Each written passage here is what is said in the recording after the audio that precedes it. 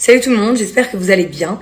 C'est vrai que je prends plus beaucoup le temps de faire de longues stories. Sachez que celle-ci va être très longue parce que je vais toucher un sujet qui me semble très important et que je ne peux pas continuer à rien dire, fermer les yeux, fermer ma bouche. Juste pour vous recontextualiser, pour que vous compreniez bien mon histoire, Laurent et moi, ça fait donc un bon moment qu'on n'est plus vraiment sur les réseaux sociaux et mon mari plus du tout.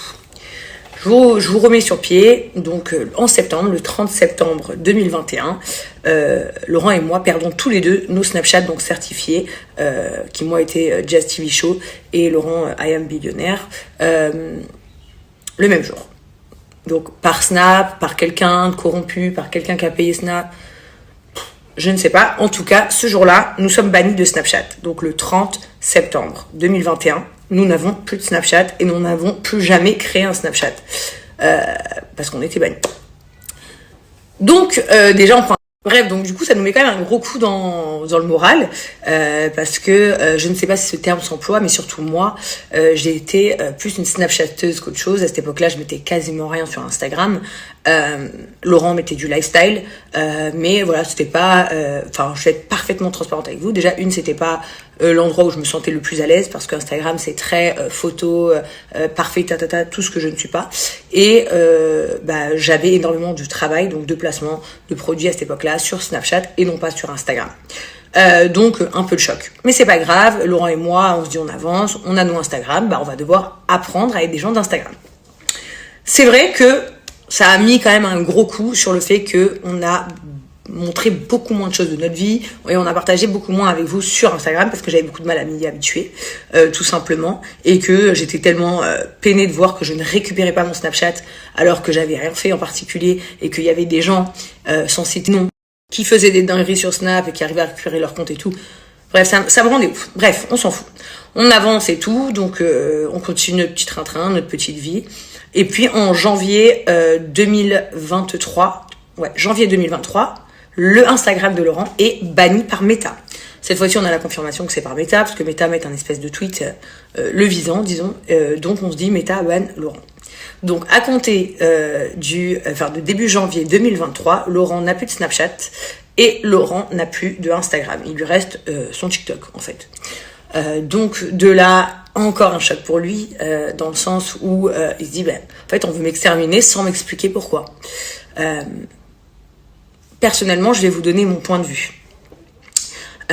Pour rentrer dans le vif du sujet, parce que je vous ai pas encore parlé de quoi je parlais. En fait, je vais pas vous parler des plateformes de réseaux sociaux là. Je vais vous amener quelque part, mais en fait, je veux que vous ayez bien les dates et que toutes les personnes qui travaillent, que ce soit dans les médias, les journalistes ou la police.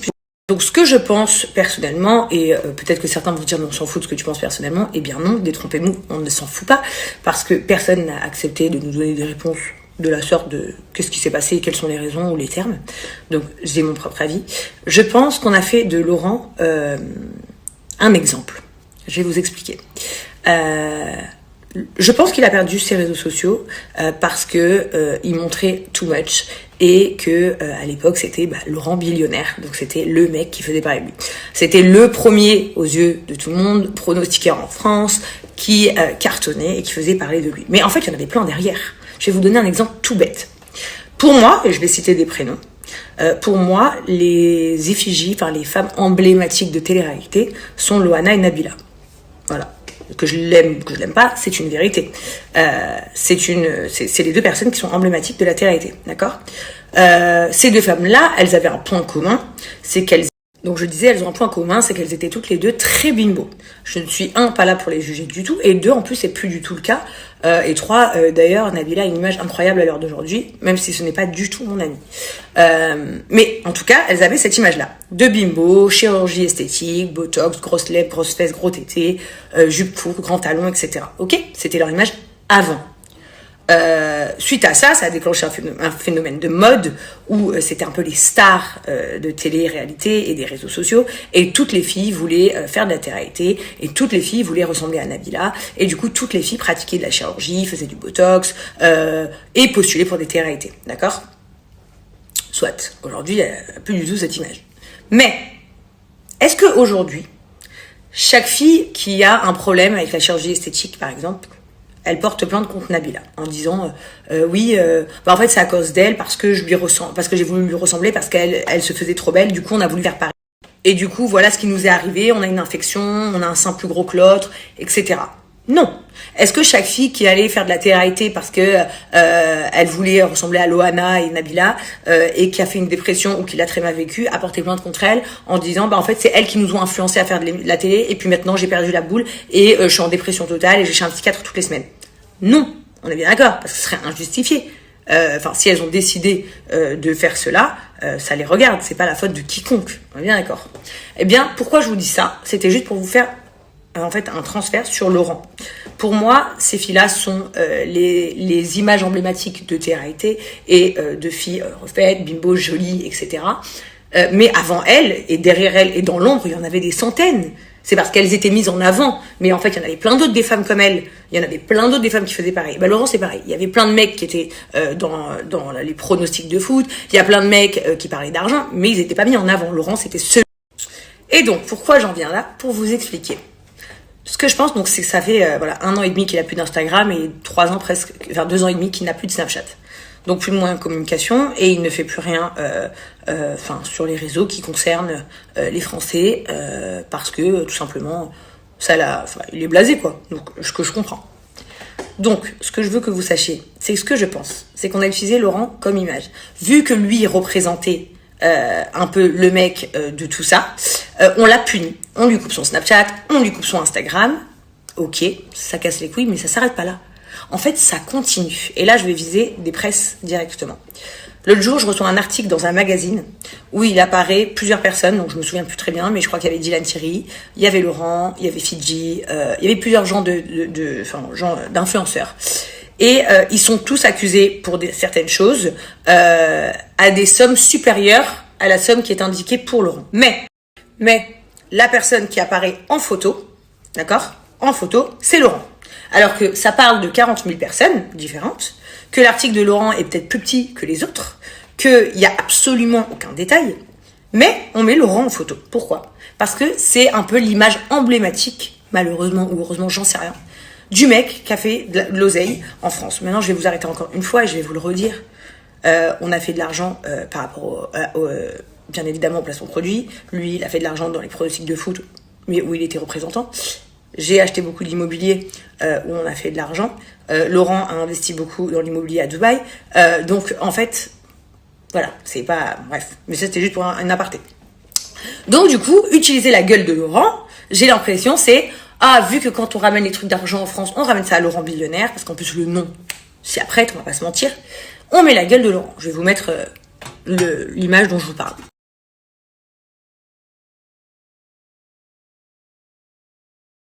Donc, ma première question, c'est pourquoi sur cet article où il figure plein de personnes et où le passage sur mon mari est comme ça et non fondé, je reprécise, et je vais vous expliquer pourquoi il est non fondé, pourquoi apparaît la tête de mon mari en gros?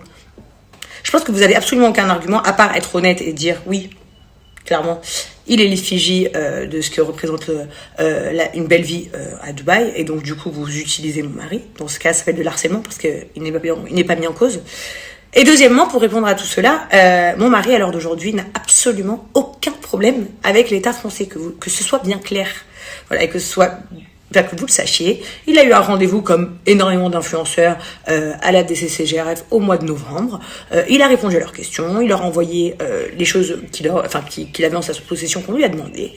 Et donc, je comprends pas que les médias s'acharnent sur mon mari. Encore une fois, je vous le répète, nous sommes en France très régulièrement.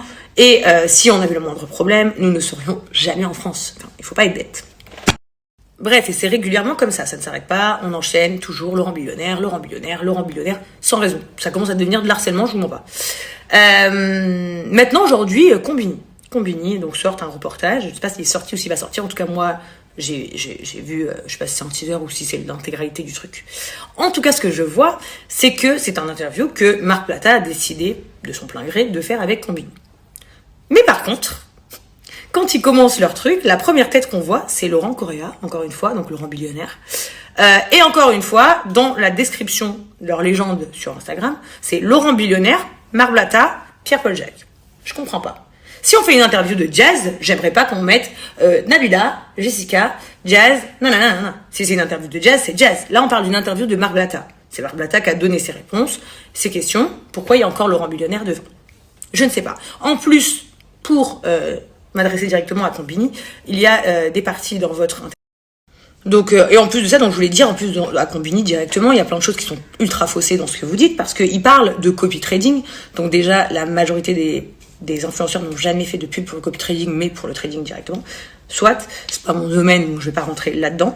Par contre, en revanche, ce que je sais de certitude, c'est que chaque influenceur que vous avez pu apparaître dans ce reportage, donc on voit Kevin Gage, on voit d'autres personnes, eux, ces influenceurs-là, donc Marc Blatta, je ne sais pas, parce que, et de un, il a répondu à sa question lui-même, et j'en sais rien, mais ce que je peux vous dire pour les autres, et en l'occurrence pour mon mari, et pour plein d'autres, c'est que quand ils vous disent qu'en fait, à chaque fois qu'ils vous ramènent, donc sous une forme de parrainage, ils vous ramènent, c'est un bookmaker, il touche 500 à 600 euros pour l'affiliation, c'est faux.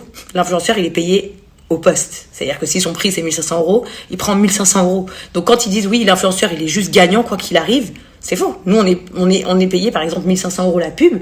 Après, la personne qui nous a acheté la pub, si elle derrière, elle fait de l'affiliation et qu'elle prend 20 000 euros, 5 000 euros ou 100 000 euros, j'en ai aucune idée. Mais en fait, c'est ça où il y a une grosse différence. C'est qu'ils ont peut-être interviewé Marc qui parle d'un projet qu'il a fait ou autre, j'en sais rien. Mais les personnes qu'ils ont visées à côté de Marc, alors que je comprends pas pourquoi, parce que l'interview était basée sur Marc, eux n'ont pas pu répondre d'eux-mêmes, ou n'ont pas envie de répondre tout simplement à des conneries pareilles. Mais ces gens-là n'ont en aucun cas gagné 500, 600, 800, 900 euros, comme ils disent, par abonnés à eux qui se sont inscrits, etc. Mais pas du tout. Mais sinon, excusez-moi de vous le dire, on serait pas aisé, on n'aurait pas une belle vie, on aurait une vie extraordinaire. Enfin, je vous le dis clairement. On aurait une vie incroyable.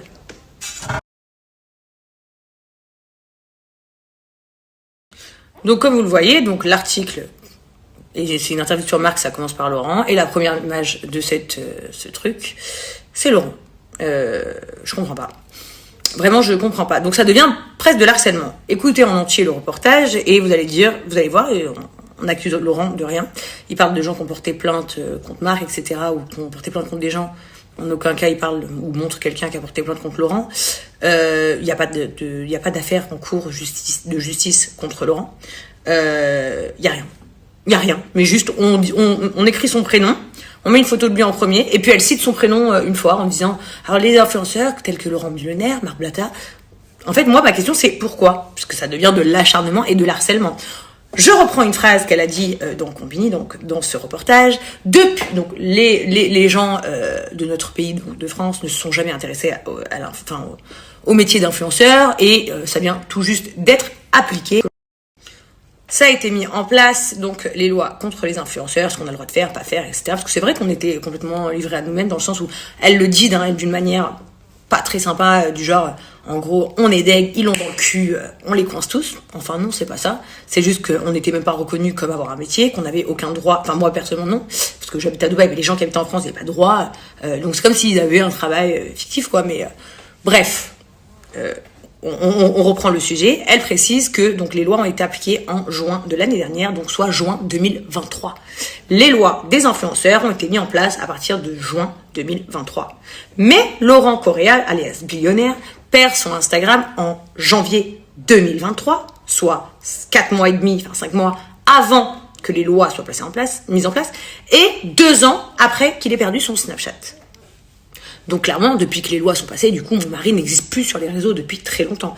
Pourquoi parle-t-on encore autant de lui? Je vais être parfaitement honnête avec vous, là du coup c'est pas pour ces gens-là, mais pour mon public à moi. Parfois, ils nous ont mis en stress. Je vous dis la vérité. On s'est dit, mais putain, mais c'est quoi ce délire? Aïe, ils parlent encore de nous, ils disent des trucs de ouf.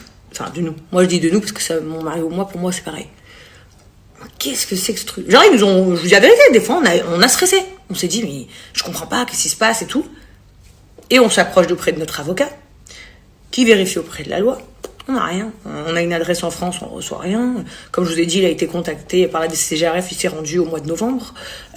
Il les a rencontrés à Paris. Donc en fait non, mais en fait on nous met en stress parce que utiliser la tête de Laurent et le nom de Laurent c'est facile. Et je pense, je vais vous dire la vérité, ça amène même à confusion ceux qui sont sur ces genres d'enquêtes, genre la police, etc. Ça les amène à confusion parce qu'ils doivent se dire Laurent Millionnaire revient tout le temps, mais il ne trouve rien. Il ne trouve rien à vraiment reprocher, il y a rien. Il y a rien. Vraiment, je vous dis la vérité, il y a rien. Je crois qu'il y a plus de plaintes. Il y a eu, dans 7 ans qu'on est connu, plus de plaintes en France contre moi, par exemple, pour, je vous dis n'importe quoi, un Penlepin qui est pas reçu, donc on les renvoie vers le fondateur de l'entreprise, ou, je sais pas moi, une crème qui a fait une petite brûlure, des trucs comme ça, que contre Laurent. C'est dingue, mais c'est vrai, c'est vraiment vrai.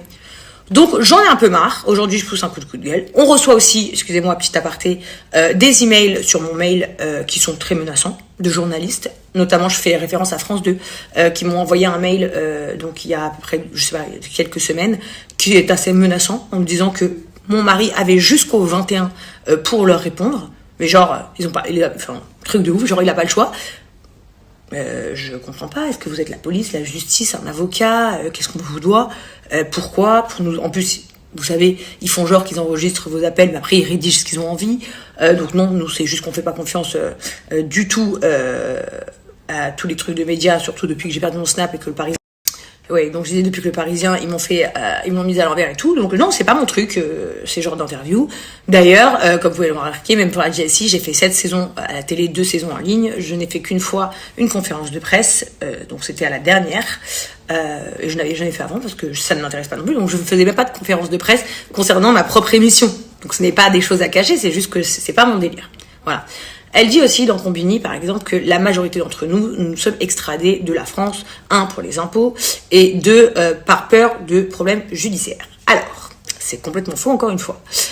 Personnellement, je ne connais aucun influenceur qui est venu pour ces raisons-là à Dubaï. Il y en a peut-être, mais je les connais pas. Par contre, ce que je sais, c'est qu'il y en a beaucoup qui se sont dit, écoute, on est médiatisé, notre travail n'est pas reconnu en France, on ne nous considère pas comme des gens, disons, célèbres. Donc du coup, la police ou la gendarmerie du coin de chez nous ne nous protège pas plus qu'un autre voisin parce qu'on est plus amené à être des cibles d'un braquage, d'une agression, etc. Parce que oui, on est connu. Chose que j'ai été donc victime en avril 2018. Hein, et ils sont toujours incarcérés. Donc ça s'est réellement produit. Hein, sinon ils seraient pas en prison depuis toutes ces années et encore. Donc, par exemple, moi, j'ai quitté donc il y a 6 ans. Il y a 6 ans, j'ai décidé de quitter la France pour Dubaï, où je ne suis plus jamais revenue. Donc, ça fait 6 ans que je n'ai pas de rien en France, et j'ai même pas de carte vitale, rien du tout. Je suis défiscalisée de la France depuis mon départ. Donc, soit il y a 6 ans. Donc, ça n'a rien à voir. En revanche, oui, vous oubliez de dire que beaucoup d'entre nous sont partis pour la sécurité. Et bien évidemment, et publiquement, je vous le dis, ce serait mentir, ou ce serait complètement con. On joint l'utile à l'agréable. 1, on va là-bas, on est en sécurité. 2, on a une train de vie tranquille où personne nous emmerde parce que personne nous connaît. Et puis, en plus de ça, on paye pas d'impôts. Pourquoi ça serait un crime de penser comme cela? Dites-moi, pourquoi ça serait un crime? Je vois pas où c'est un crime. C'est... Oui, ok. Là-bas, on aura une vie plus tranquille, plus en sécurité, plus paisible. Voilà. Et en plus de ça, les impôts, il n'y en a pas. Sachez que je pense que dans les temps à venir, il y aura des impôts en plus à Dubaï. Hein. Mais bref, quoi qu'il en soit, on s'en fout. C'est pas le sujet. Mais voilà, pour dire, en fait, encore une fois, c'est tout amené sous une autre forme qui n'est pas forcément la bonne pour tout le monde. Donc ça commence à gaver. J'ai vu une vidéo récemment sur TikTok d'une jeune fille que je ne connais absolument pas. Hein. Je sais même pas si elle est connue en fait, je pense même pas, qui disait aujourd'hui les objectifs de tous les jeunes qui sont nés en 2000, 2001, 2002, 2003, 2004, c'est de partir de la France, aller à Dubaï, aller en Suisse, aller à Londres, aller au Canada, aller en Australie. Ouais, ok, d'accord. Donc du coup, est-ce que on les blâme eux aussi? Non, on les blâme pas. Ça fait peur la France, oui. Moi j'adore d'où je viens du sud, j'adore Cannes, j'adore Nice. Je trouve ça magnifique. Pour moi, il y a pas un plus beau paysage sur terre que cet endroit-là. Je rêve là dans ce moment d'aller à Cannes. Voilà. J'ai trop envie, mais c'est vrai que ça me coûte de l'argent parce que je mets une grosse sécurité en place, parce que payer des agents de sécurité dans toute la baraque, ça coûte cher, et plein d'autres raisons en fait en réalité, donc qui n'ont rien à voir encore une fois et publiquement et avec la justice et fiscalement et tout ça et tout ça. Moi et Laurent n'avons absolument pas de soucis. Voilà, donc ce que je voulais juste vous informer, c'est que j'en ai jusqu'à ici, et que je pense qu'on utilise l'image de mon mari à mauvais escient. Je pense qu'on l'accable comme l'effigie de ce nouveau milieu qu'ils ont découvert, et entre nous soit dit, je pense que si tout le monde d'un coup s'intéresse autant à toutes ces choses comme les pronos, le trading, le je sais pas quoi et tout, c'est parce qu'ils se disent qu'ils peuvent prendre de l'argent dessus, hein, pas parce que ça les intéresse plus que ça. Je pense pas que les influenceurs en soient des sous-merdes. Personnellement, je me suis retirée depuis très très longtemps. On me reproche en permanence, Jazz, où es-tu? Mais je me suis retirée depuis très longtemps parce que ça me casse les couilles de devoir me justifier que je suis pas une merde. Parce que j'en suis pas une à la base. Encore une fois, je suis devenue influenceur contre mon plein gré et pas de mon plein gré, et je vais vous expliquer pourquoi. Aujourd'hui, les jeunes font en sorte de devenir connus sur les réseaux sociaux pour faire de l'argent. Exemple, ils veulent être connus sur TikTok pour faire des TikTok, je sais pas, je connais pas très bien, des lives, des placements de produits, tout ça. Ok, Instagram pareil, les meufs, elles font des photos de fou. J'ai l'impression que c'est un magazine parce qu'elles veulent avoir des followers, devenir connues et se trouver des mecs riches. Ok, on est là, on se suit jusqu'à là. Nous, en tout cas, les gens issus de mon milieu, on faisait de la télé, on n'avait même pas de réseaux sociaux.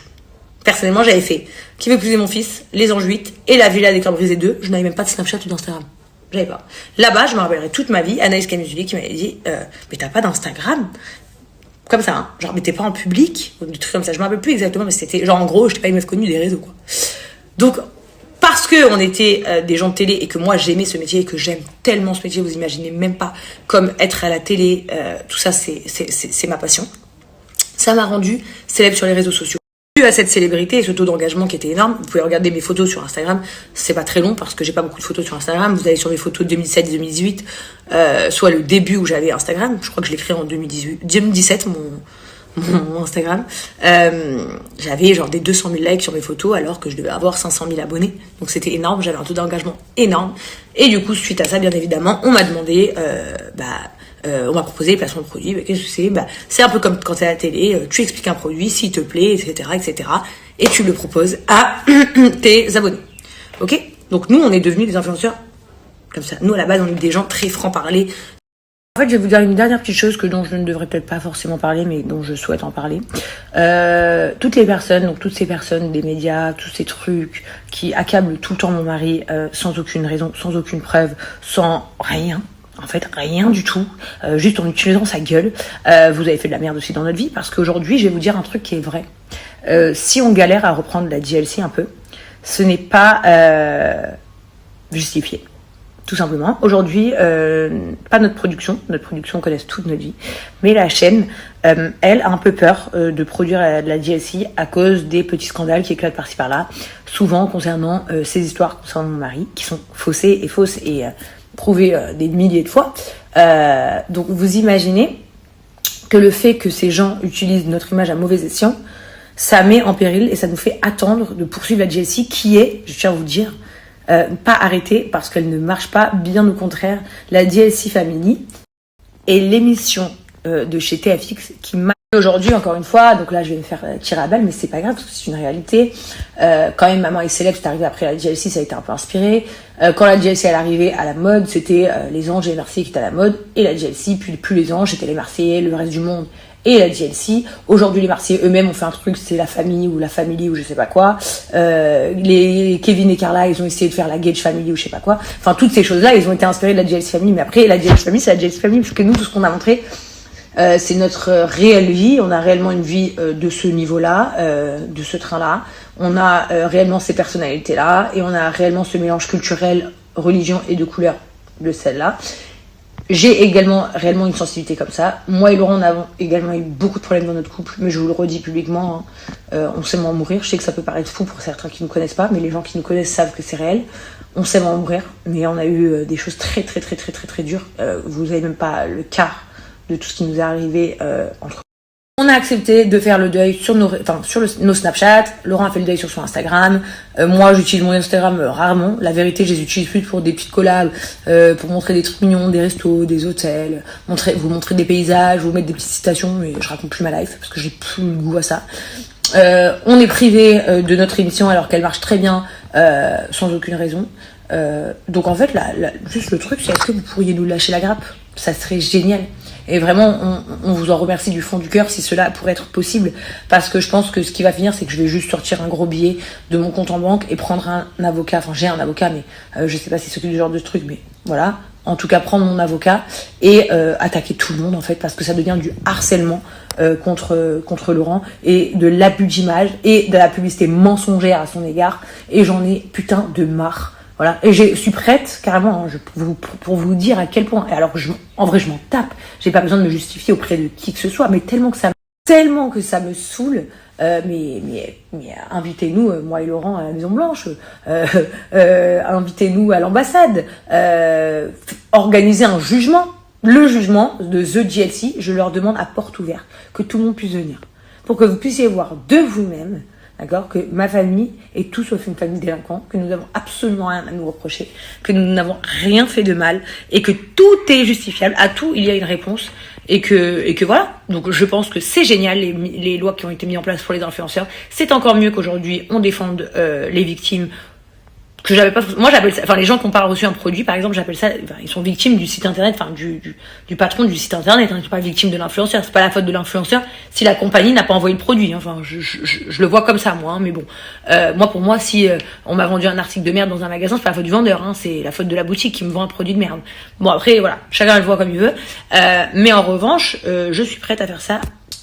Voilà, je pense tout simplement qu'on mérite aussi d'être protégé, et que si on est visé et harcelé à mauvais escient, ça ne doit plus arriver, tout simplement. Si aujourd'hui on protège une partie, il doit y avoir une protection pour l'autre. Avant, le harcèlement en ligne, on n'en faisait rien du tout. Avant, on disait oui, alors vu que vous êtes des personnages publics, c'est le jeu. Carrément, c'était le mot qu'on employait. C'est le jeu. Voilà, on vous dit du bien, on vous dit du mal, on vous aime pas, c'est le jeu. Et on nous a éduqués dans notre travail à se dire à nous-mêmes, c'est le jeu. Mais c'est le jeu. Qu'on nous apprécie pas, qu'on nous soutienne pas, qu'on nous follow pas. Je crois pas que c'est le jeu de recevoir des messages où on nous dit suicide-toi, où on nous dit qu'on est des monstres, que nos enfants sont dégueulasses, que ton fils ressemble à un PD, que tu n'es pas une femme religieuse, que ton mari te fait ci, que tu fais ça, c'est pas possible. Pour ma part, voilà, pour d'autres personnes de ma famille qui sont traités par exemple de sale noire, donc ça c'est des gens de ma famille, hein. Ma fille qui est insultée de tous les noms juste parce qu'elle est magnifique, je vais pas vous mentir, moi qui suis en permanence, voilà, et en fait on s'habitue à se dire c'est le jeu. Et ben aujourd'hui je vous le dis publiquement, moi c'est le jeu, je l'accepte plus. Voilà, donc si je dois me faire chier, et puis de toute façon c'est pas grave, à mettre en justice, attaquer tout le monde. Voilà. Tous les journalistes qui utilisent l'image de mon mari à mauvais escient. Toutes les personnes qui citent nos noms alors qu'on n'a rien à voir dans l'histoire. Toutes les personnes qui interviewent notre personne et qui citent nos noms alors qu'on n'est même pas dans l'interview. Toutes les personnes qui me harcèlent sur Instagram avec de vrais comptes. Tout ça, eh ben je vais le faire. Nique sa race, je vais tout rassembler, chaque fois je le donne à un avocat, je fais un énorme dossier, même si ça prend 2 ans, je m'en tape, je ferai comme elle a fait Magali, ça prendra des années, et ça finira par marcher, et c'est tout. Et puis quand les plateformes, Instagram, Snapchat, tout ça, n'accepteront que les comptes quand elles rentrent leur passeport ou leur pièce d'identité afin de pouvoir identifier immédiatement les harceleurs, je pense qu'il y aura beaucoup moins d'harcèlement. Voilà.